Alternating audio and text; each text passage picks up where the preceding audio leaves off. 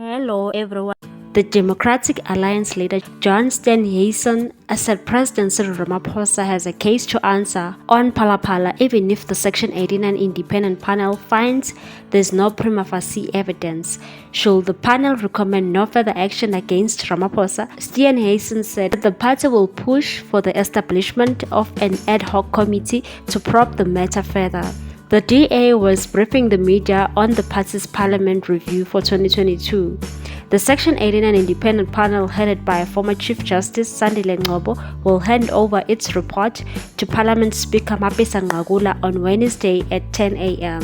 It will end an almost 2-month-long process that saw the panel go through evidence to see whether the president committed an impeachable offense related to the burglary at his Phala farm.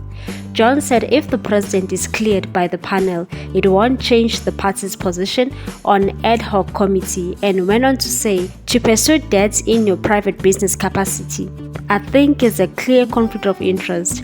I think the president definitely got a case to answer there. A Section 89 panel is far narrower than an ad hoc committee's job. An ad hoc committee can inquire into the full range of issues there. All the Section 89 inquiry is tasked with doing is seeing whether there is a prima facie case of a process of impeachment. The DA's call for an ad hoc committee will be considered by the National Assembly once the DA submits the motion, which will happen after Wednesday's report handover. What's your take on this one, people? Thanks for watching. Please subscribe for more news.